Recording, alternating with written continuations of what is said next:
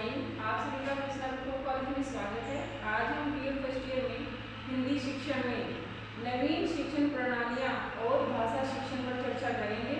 नवीन शिक्षण प्रणाली, शिक्षण कैसे किया जाए कि शिक्षार्थी अधिक से अधिक सीखे। इस विषय पर प्राचीन काल से ही विचार होता आ रहा है और आगे भी इस प्रकार ये चल रहा है। हमारे वेद, उपनिषद और इन पर आधारित जो षट दर्शन में ज्ञान के स्वरूप और ज्ञान प्राप्त करने की विधियां हैं, जो हमारी मदद करते हैं। इन विधियों की विशद विवेचना की गई है। इस सब के ज्ञान के आधार पर हमने शिक्षण के अनेक विधियों का भी विकास किया है और इस युग में इस क्षेत्र में विशेष कार्य पाश्चात्य देशों से ही हुए हैं। जो भी विकास हुआ है दूसरे देशों को देखकर ही इन शिक्षण विधियों का विकास भी किया गया है। वहाँ पिछले 2 दशकों में शिक्षा के क्षेत्र मनोविज्ञान के प्रयोग से अनेक नई शिक्षण विधियों का विकास हुआ है और नवीन शिक्षण प्रणालियों से तात्पर्य है इन्हीं शिक्षण विधियों से होता है जो विभिन्न प्रकार की शिक्षण सामग्रियां होती हैं, उन्हें पढ़ाने की विधियां होती हैं, वह शिक्षण प्रणाली के अंतर्गत आती हैं। इस अध्याय में कुछ मुख्य नवीन शिक्षण प्रणालियों एवं उनमें भाषा शिक्षण के स्वरूप की चर्चा की गई है। जैसे खेल प्रणाली,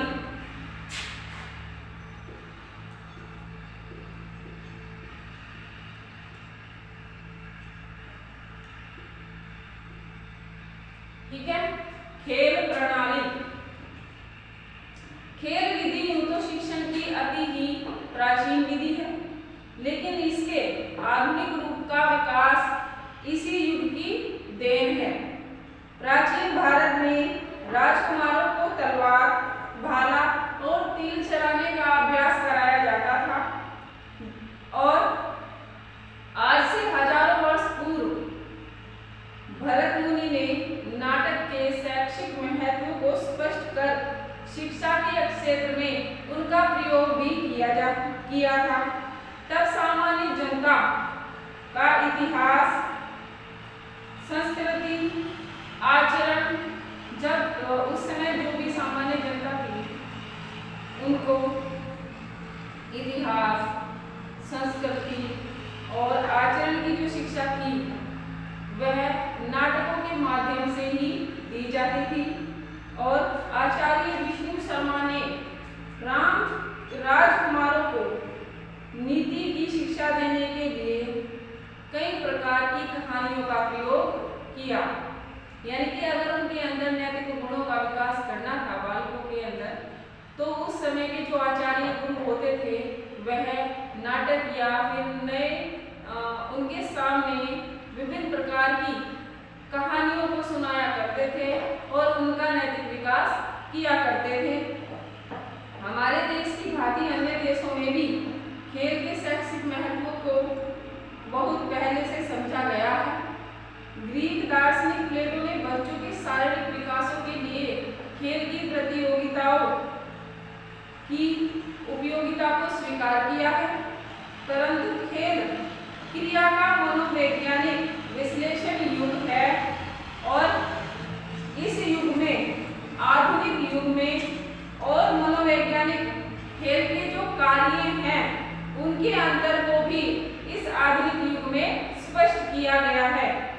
इस ज्ञान के आधार पर शिक्षा शास्त्रियों ने कार्य को खेल की क्रिया में और बदलने का सफल प्रयास भी किया है और इसके ऊपर वह प्रयोग भी करते हैं। पाश्चात्य विद्वान कुक महोदय ने अपनी पुस्तक प्ले वे में खेल विधि को एक निश्चित रूप भी प्रदान किया है और उन्होंने स्पष्ट किया है कि यदि अंग्रेजी भाषा और साहित्य पढ़ाने के लिए कक्षा कार्य में खेल की भावना को नाटक तथा वाद विवाद के रूप में उपस्थित किया जाए तो करेंगे और खेल खेल में वह यह भाषा भी सीखेंगे। आज इस विधि का प्रयोग लगभग सभी विषयों के शिक्षा हेतु किया जाता है। यानी छोटे बच्चों में अगर किसी कार्य को कराने के लिए उनमें उनकी क्षमता में वृद्धि करनी है तो उन्हें नाटकों और कहानियों के द्वारा बताए गए कुछ विषय वस्तु जो होती है उसके माध्यम से उन्हें कार्य दिए जाएं करने के लिए तो वह सहज ही करने लगते हैं और इससे उनके अंदर पढ़ाई का विस्तार, उनकी क्षमता को बढ़ाया जा सकता है। खेल विधि के सिद्धांत।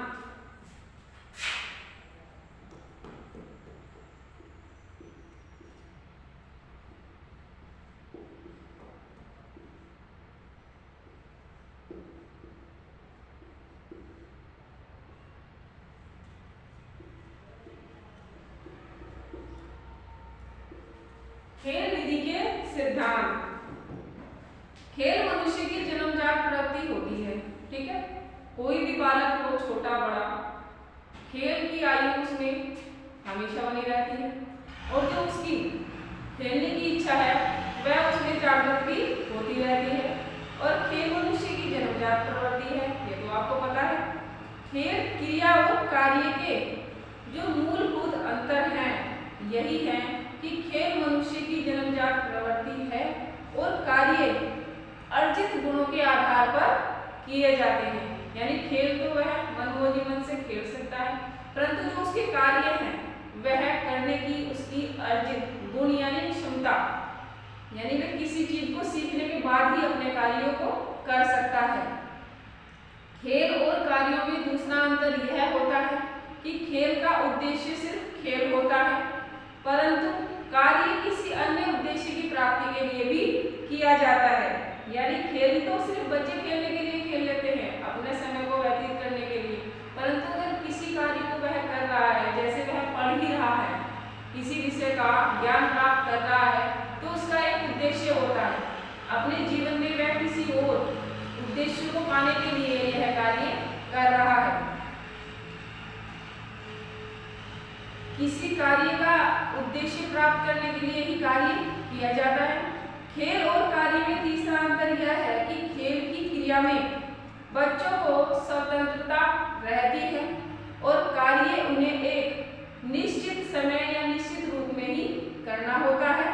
और खेल में और कार्य में चौथा अंतर यह होता है कि खेल क्रिया में बच्चों को आदि से अंत तक आनंद ही आनंद मिलता है, इसलिए उनकी उसमें स्वाभाविक रुचि पैदा होती है।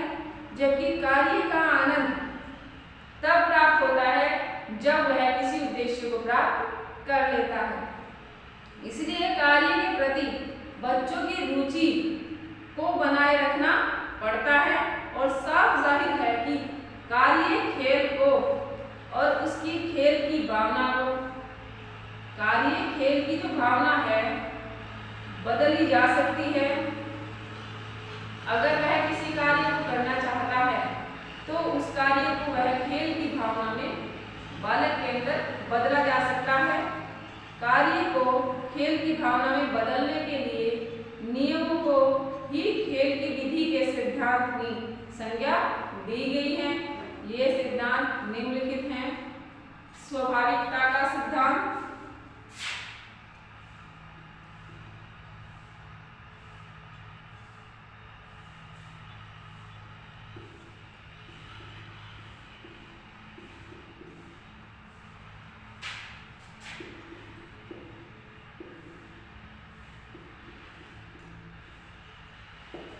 स्वाभाविकता का सिद्धांत,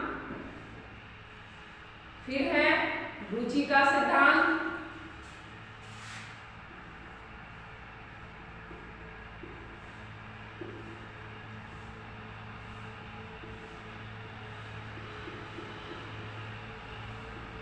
इसके बाद बताया गया है क्रियाशीलता का सिद्धांत,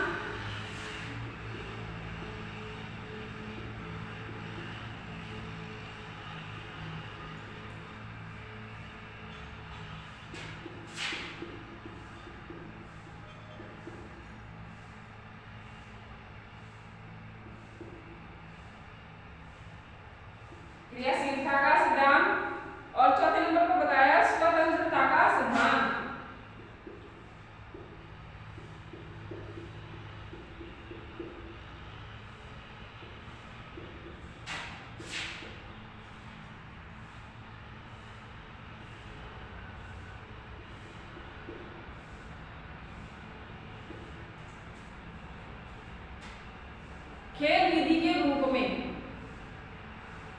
खेल विधि के रूप में दो रूप बताए गए हैं। पहले प्रकार की खेल विधियां वे हैं जिनमें खेलों के माध्यम से पाठ्यक्रमीय विषयों का शिक्षण और क्रियाओं का प्रशिक्षण किया जाता है। इस हेतु सामान्य खेलों आम मिचोली, चोर सिपाही, नाटक मंचन, कहानी कथन आदि का भी प्रयोग किया जाता है और कुछ शैक्षिक खेलों का विकास भी किया गया है जिनके द्वारा बालकों को शिक्षा दी जाती है। नैतिक कार्य की या फिर वाद विवाद करने की कुछ प्रतियोगिताएं रखी जाती हैं जिसमें बच्चे अपने भाव, अपने मन के विचारों को सामने वाले के सामने प्रकट करते हैं। किंडरगार्टन पद्धति और मॉन्टेसरी जो प्रणालियां हैं, इसी प्रकार की प्रणालियां हैं। दूसरे प्रकार की जो खेल विधियां हैं जिनमें खेलों को नहीं, खेल की भावना को स्थान दिया जाता है। इन विधियों में सीखने सिखाने की क्रिया को स्वाभाविक बनाया जाता है और बच्चों को अपना कार्य अपने ढंग से करने की स्वतंत्रता दी जाती है और उनमें से ऐसे ही कार्य कराए जाते हैं जिनके करने से उन्हें आदि से अंत तक आनंद मिलता है और इस प्रकार के सीखने सिखाने की क्रिया को खेल क्रिया में बदल दिया जाता है। डाल्टन और जो प्रोजेक्ट प्रणाली में खेल विधि के इसी दूसरे रूप को अपनाया जाता है जिनमें सीखने सिखाने की जो क्रियाएं हैं वह खेल के रूप में बदल दी जाती हैं। यानी कुछ कार्यों को खेल खेल में करके सिखाने की जो विधि है वह प्रोजेक्ट और डाल्टन विधि होती है जो यह बच्चों के लिए खेल खेल में कार्य करने की द्वारा अपनाई जाती है। खेल विधि का प्रयोग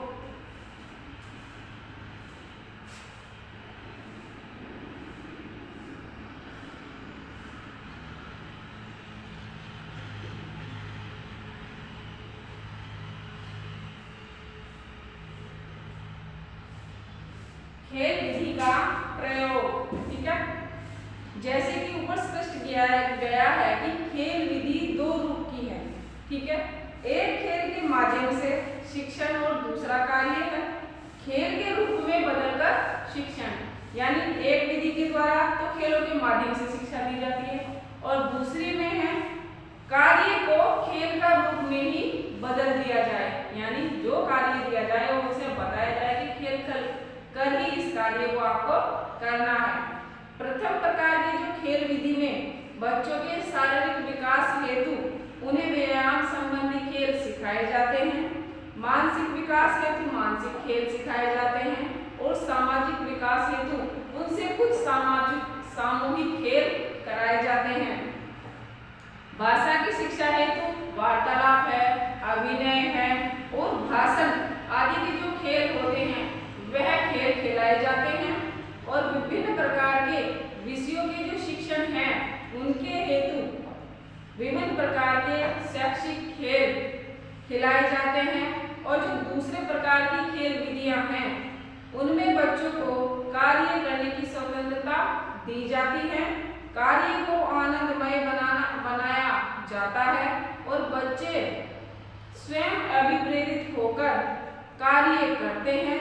इन विधियों में बाहरी खेलों का सहारा नहीं लिया जाता, अपितु शिक्षण की जो क्रियाएं हैं उन्हीं को खेल की क्रियाओं में बदल दिया जाता है। यानी कार्य भी कराया जाता है और बच्चों को आनंद भी दिया जाता है। इस प्रकार के खेल उन्हें करने के लिए बताए जाते हैं और खिलाए जाते हैं। खेल विधि और भाषा शिक्षण।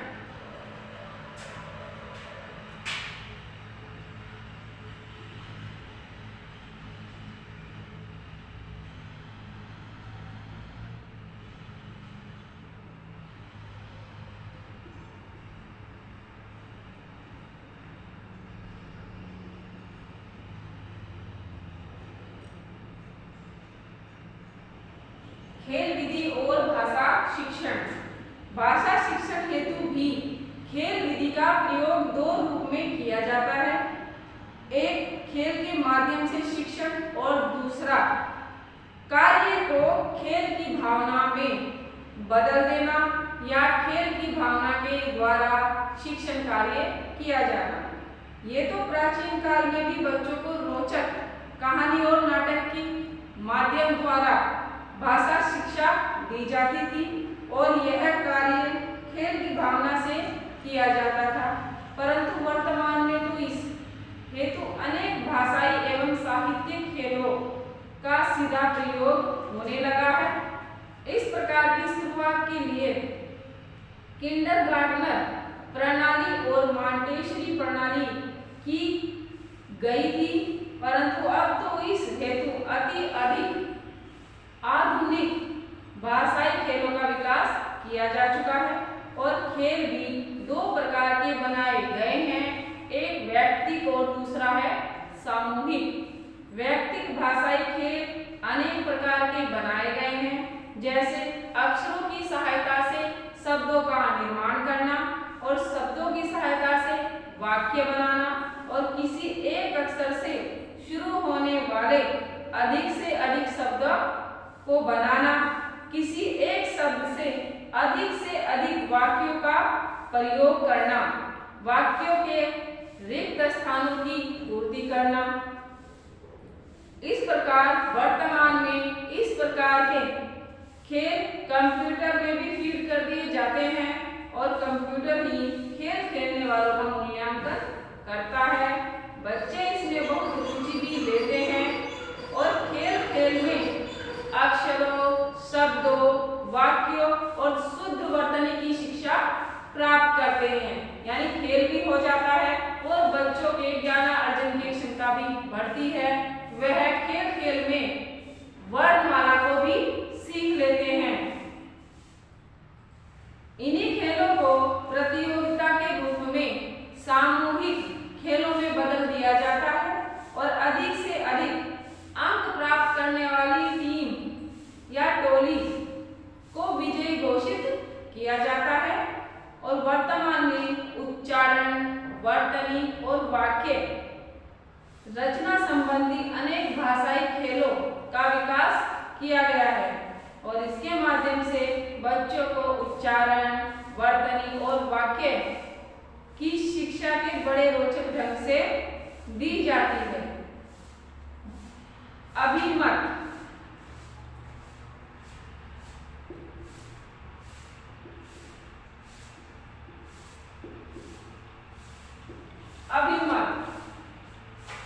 खेल विधि शिक्षण के मनोवैज्ञानिक सिद्धांतों जैसे स्वाभाविकता का सिद्धांत, रुचि का सिद्धांत, क्रियाशीलता का सिद्धांत, स्वतंत्रता का सिद्धांत, इन पर और सबसे बड़ी बात यह है कि इसमें बच्चों की समस्त जो कर्मेंद्रियां होती है एवं ज्ञानेंद्रियां होती हैं वह क्रियाशील रहती हैं।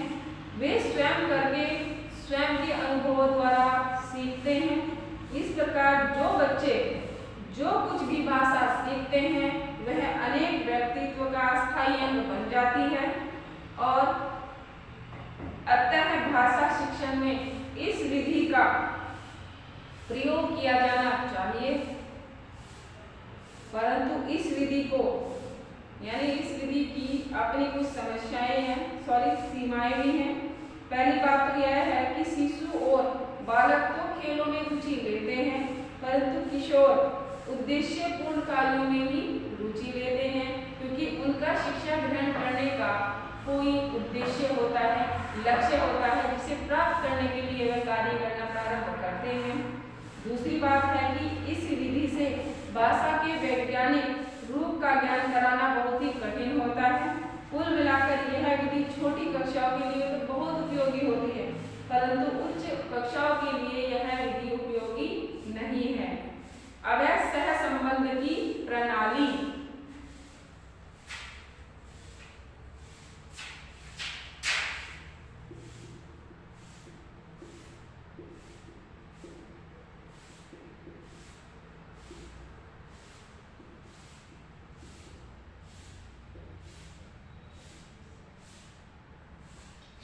संबंध की प्रणाली। विभिन्न